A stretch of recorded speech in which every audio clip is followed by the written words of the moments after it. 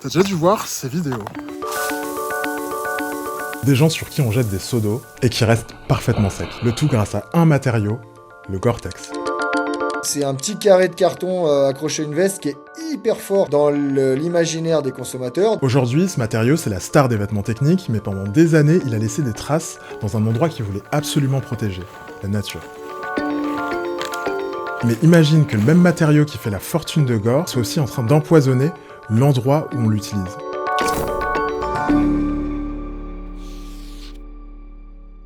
L'entreprise derrière, c'est WL Gore & Associates. Elle a été fondée en 1958 par un ancien de chez Dupont, le géant de la chimie. En 1969, son fils, Bob, il essaie d'étirer une tige de polymère dans un labo. Et ça casse à chaque fois. Un soir, il en a marre, il tire d'un coup sec et ça s'élonge de 800%. Il vient de créer un nouveau matériau, le polytrétane, en abrégé EPTFE. Le premier brevet, il a été déposé en 1970 et pendant 27 ans, Gore, c'est les seuls à pouvoir produire ce matériau. Le dernier brevet clé, il expire en 1997 et c'est là que ça devient intéressant. Normalement, quand un brevet il expire, le marché il s'ouvre. Les concurrents ils arrivent, les prix ils baissent. À Gore, ça fait presque 30 ans que le brevet a expiré et il domine toujours. Derrière, c'est un peu le bordel parce que là, c'est le showroom est en transition. C'est un peu la tempête là. Lui, c'est Julien Durand, c'est le cofondateur de Picture, une marque outdoor française. Il y a vraiment un ancrage de cette marque dans les yeux des consommateurs. Certains consommateurs vont te dire « Ah bah je vais faire le GR20 en Corse, j'ai besoin d'un Gore-Tex ». Ils n'ont pas besoin d'une veste imperméable et respirante, ils ont besoin d'un Gore-Tex. C'est comme un frigo quoi. C'est un petit peu le même parallèle. Et ça passe par un truc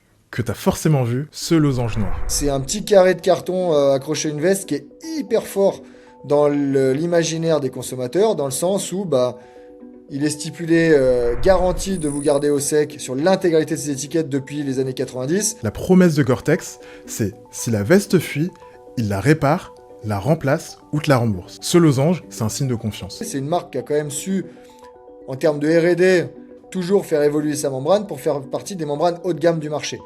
Sur le marché, on va avoir d'autres membranes concurrentes, Thermisax qui appartient aux Japonais, Sympatex qui est une marque allemande.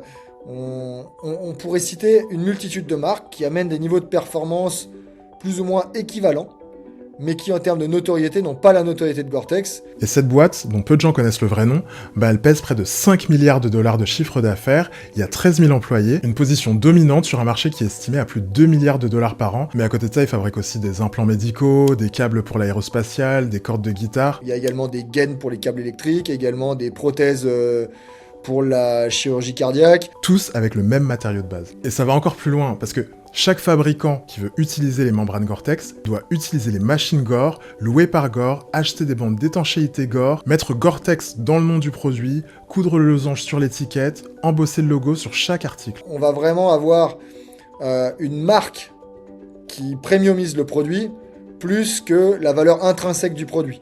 Puisque sur le marché, on est capable de trouver des performances assez équivalentes autour de 15% moins cher que du Gore-Tex. Par contre, la marque est tellement rassurante que pour des entreprises comme la nôtre et des marques comme Picture, s'adosser à Gore-Tex, c'est aussi la garantie, avec cette marque ingrédient, de fournir au consommateur ce qu'il attend, c'est cette garantie d'être au sec sur des produits haut de gamme. Et après, tu le sais. Donc toi, en tant que marque, tu choisis d'y aller ou de pas y aller avec les contraintes que ça représente. Mais imagine que le même matériau qui fait la fortune de Gore soit aussi en train d'empoisonner l'endroit où on l'utilise.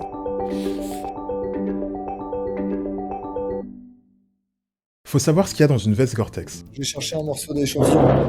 Il y a 3 couches. La partie un petit peu plastifiée, ça c'est une membrane en polyuréthane. De l'autre côté, c'est le textile qu'on a tissé à base de fils de nylon et de polyester. Et donc par-dessus, sur le tissu, on fait un traitement de surface qui s'appelle le traitement déperlant. On appelle le DWR. Et c'est ça qui fait que l'eau, elle glisse en gouttelettes au lieu de tremper le tissu. Et le problème, c'est que le DWR, il est fabriqué à base de PFAS. Ces PFAS, en fait, on les trouve partout parce que, en fait, ils ont des propriétés extra dans tous les domaines. Elle, c'est Carole Garbowski, elle est experte en réglementation à l'Institut français du textile et de l'habillement. Pour le textile, ça va être bien sûr tout ce qui est imperméabilisant. On a des traitements à base de PFC, donc de téflon. Et ces traitements téflon, donc, qui sont les revêtements des poils Tefal, c'est la meilleure analogie possible. C'est un petit peu, si vous voulez, l'ingrédient qui est utilisé dans toutes les recettes, qui apporte un petit plus. À chaque fois, ils ont des propriétés très intéressantes en fonction de l'usage du secteur dans lequel on les trouve. Et à chaque fois qu'on l'apporte sous la pluie, à chaque lavage, ce DWR, il libère des PFAS dans l'eau. C'est des traitements qui ne résistent pas bien à l'abrasion. Donc quand on va marcher, on va balancer plein de microparticules avec l'abrasion des tissus dans l'environnement. Ces microparticules, elles sont absorbées dans les nappes phréatiques, elles sont absorbées par les plantes, et derrière, on se retrouve avec une circularité de l'eau qui est bue par les animaux, par nous-mêmes, des plantes qui sont mangées par les animaux. Il y a un youtubeur américain, Steven Smith, qui a construit une rain chamber chez lui. This jacket is made from one of the most poisonous chemicals known to man. Il a testé une veste Gore-Tex neuve sous la pluie pendant 24 heures. L'eau qui en est sortie, elle contenait 65 nanogrammes par litre de PFOA. C'est l'un des PFAS les plus toxiques. L'agence environnementale américaine, elle fixe la limite de ce polluant dans l'eau potable à 4 nanogrammes par litre. La veste, elle en a relâché 16 fois plus.